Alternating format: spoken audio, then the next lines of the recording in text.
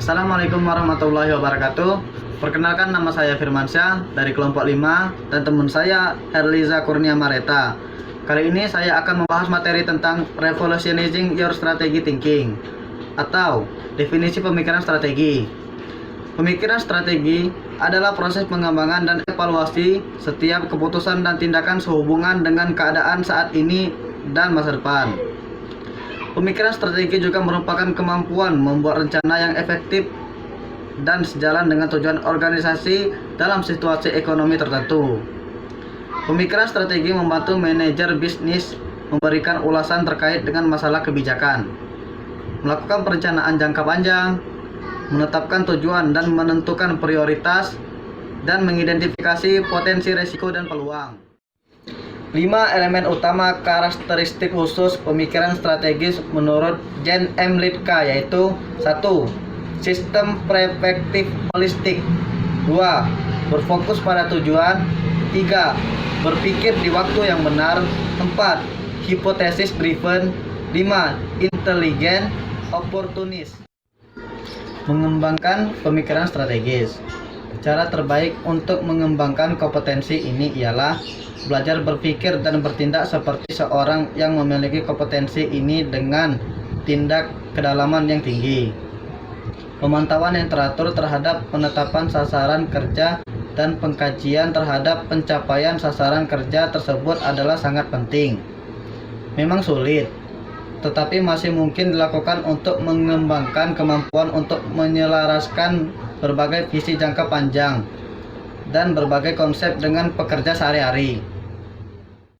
Contoh aktivitas dalam pekerjaan sehari-hari: menata kerjakan catatan berbagai situasi yang dapat digunakan untuk meneliti berbagai fakta mengenai pemikiran strategis yang dibuat oleh orang lain.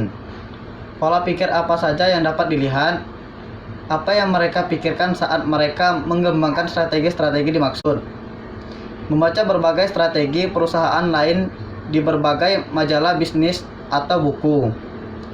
Memikirkan beberapa baiknya strategis dimaksud bila diterapkan di perusahaannya.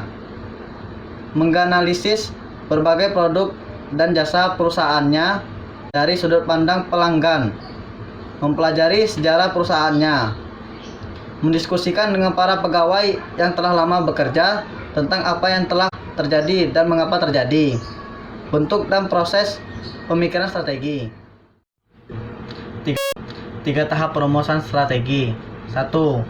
Tahap formulasi, meliputi pembuatan misi, pengidentifikasi peluang dan tantangan eksternal perorganisasi, penentuan kekuatan dan kelemahan internal, pembuatan sasaran jangka panjang, pembuatan pilihan-pilihan strategi, serta pengambilan keputusan strategi yang dipilih untuk diterapkan.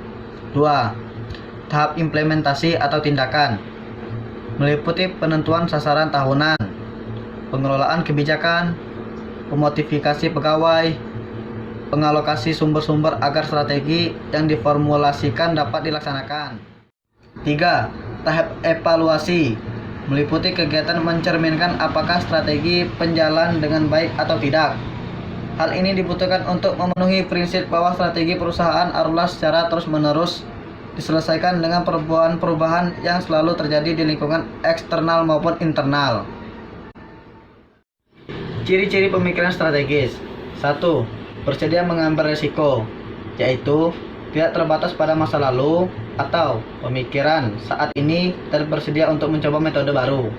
2. Fokus pada jangka panjang, yaitu bersedia untuk berinvestasi hari ini untuk mendapatkan hasil yang lebih baik besok. 3. Gesit, yaitu mampu menyesuaikan dan mengubah pendekatan mereka. 4. Berbasis masa depan, yaitu mengantisipasi perubahan dan mencari peluang yang mungkin timbul. 5. Mampu membuat prioritas, yaitu tidak menyamakan sibuk menjadi efektif, dapat menempatkan nilai tinggi pada proyek-proyek dengan potensi dampak yang besar. 6. Selalu belajar, yaitu mereka secara proaktif mencari pengetahuan dan keterampilan dan persediaan untuk mengajar orang lain. 7. Penasaran, tertarik pada apa saja sedang terjadi di seluruh lingkungan bisnis yang lebih besar. 8. kreatif, yaitu mereka sering membuat ide-ide yang tidak lazim. Mungkin itu saja yang dapat saya sampaikan dari presentasi saya. Saya ucapkan terima kasih. Wassalamualaikum warahmatullahi wabarakatuh.